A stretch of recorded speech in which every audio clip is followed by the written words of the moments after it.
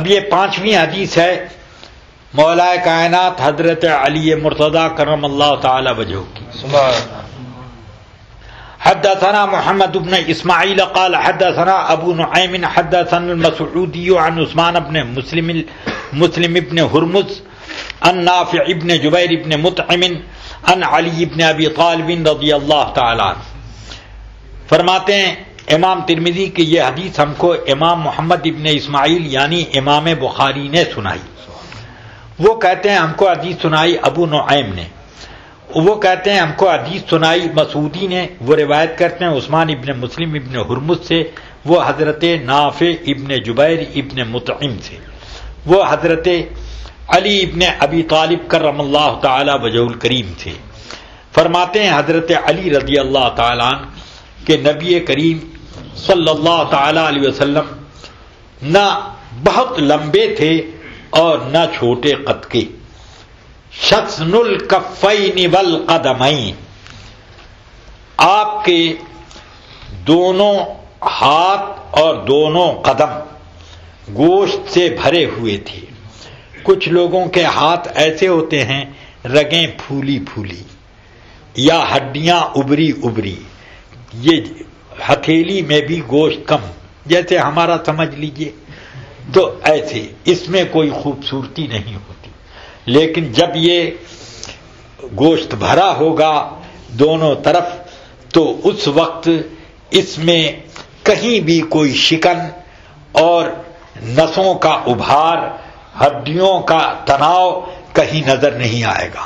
اور پھر ہاتھ جب چھوا جائے گا تو اس میں نرمی محسوس ہوگی. سمجھ میں آئی بات؟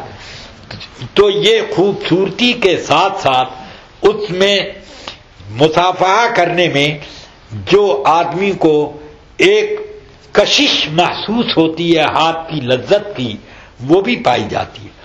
تو اسی طرح پاؤں کے بھی حال ایسے ہوتے ہیں. کچھ لوگوں کی رگیں یا ہڈیوں کے مد و جذر ابھرے ہوتے ہیں گوشت کی کمی کی وجہ سے. تو اختصار کے ساتھ بات یہ ہوئی کہ حضور اکرم صلی اللہ علیہ وسلم کے دونوں ہاتھ گوشت سے بھرے ہوئے، دونوں قدم گوشت سے بھرے ہوئے، یعنی خوبصورتی سے لبریز تھے. اور زخم الراس، سر مبارک شاندار تھا، یعنی جسم مبارک کے اعتبار سے تھا بڑا تھا. سر مبارک آپ کا بڑا تھا. سر بڑا سردار کا مثل مشہور ہے. تو سر کی بڑائی سے آپ کی قوت عقل اور آپ کے علم و شعور کا پتہ چلتا ہے. فرماتے ہیں کہ زخم الکرادیس، کرادیس کردوس کی جمع ہے. اس کے معنی آتے ہیں کلائیوں اور یہ گٹوں، گٹھنوں، ٹخنوں وغیرہ کے یہ جوڑ جو ہوتے ہیں، ان جوڑوں کی ہڈیوں میں یہ جوڑ موٹے ہوں یہ تو اس سے یہ مضبوط ہوتا ہے. گٹھنا اگر دبلا ہو جائے تو یہ کمزور ہوگا، ٹخنے اگر سمٹ جائیں تو یہ کمزور ہوں گے، اور اس کے علاوہ اس میں خوبصورتی بھی منتفی ہوگی. تو فرماتے ہیں کہ جوڑ رسول اکرم صلی اللہ علیہ وسلم کے موٹے موٹے ابھرے ہوئے تھے. ان میں ابھار تھا، یعنی خوب طاقتور تھے. ہر جوڑ میں طاقت تھی، قوت تھی. طویل المسربۃ، مسربہ یہ روویں کا ایک جال ہوتا ہے. یہ بال روویں ہوتے ہیں. یہ سینے کے اندر جو یہ نالی اوپر ہوتی ہے، ناف تک ایک نالی آتی ہے، تو اس میں حضور اکرم صلی اللہ علیہ وسلم کے جو منہ مبارک کی ایک لکیر تھی، تو وہ ایسی جیسے کہ کوئی ایک بھری ہوئی شاخ نظر آوے، ایسی خوبصورت تھی لکیر. فرماتے طویل المسربۃ کہ حضور کی یہ نالی کے منہ مبارک بہت طویل، لمبے، ایسے ناف سے لے کر یہاں تک معلوم ہوتے.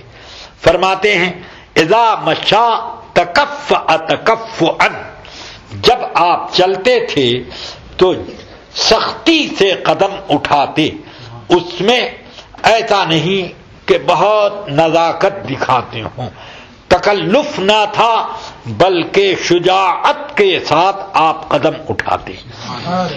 اور پھر چلنے کا انداز کیا تھا؟ تو فرماتے ہیں کأنما ینحط من صب، جیسے کہ آپ اوپر سے نیچے اتر رہے ہوں۔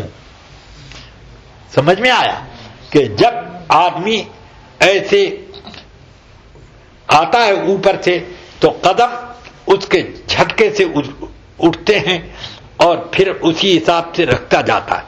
تو اب چلنے میں آپ کے وہ کیفیت نہ تھی کہ ایسے ایسے دائیں بائیں جھولتے ہوں یا آگے پیچھے اس طرح سے زیادہ جھومتے ہوں، یہ کیفیت نہیں، بلکہ جیسے اترنے والا پوری متانت کے ساتھ سیدھا اترتا چلا جاتا ہے اور اس میں کہیں اپنے جسم کو وہ تھرکنے نہیں دیتا، وہ کیفیت تھی آپ کے چلنے میں ہر وقت۔ تو بہت متانت کے ساتھ آپ چلتے اور اس چال میں شجاعت و دلیری کا انداز ظاہر ہوتا اور وقار بھی اس سے کھلتا۔ فرماتے ہیں لم ارى قبلہ ولا بعدہ مثلہ، حضور کے پہلے یا حضور کے بعد میں نے حضور کے جیسا کسی کو نہ پایا۔ جیسا کہ حضرت جبریل امین نے فرمایا کہ یا رسول اللہ قلبت مشارق الارض و مغاربها فلم اجد مثلک، یا رسول اللہ میں نے مشرق و مغرب الٹ پلٹ کے دیکھا، آفاقہا گردید ام مہر بتا وردید ام، لیکن تو چیزیں دیگری، بسیار خوباں دیدم لیکن تو چیزیں دیگری۔ ہاں اسی کو اعلی حضرت نے کہا، یہی بولے سدرہ والے چمنے جہاں کے تھالے سبھی میں نے چھان ڈالے، تیرے جیسا تیرے پائے کا نہ پایا، تجھے ایک نے ایک بنایا۔ چلیے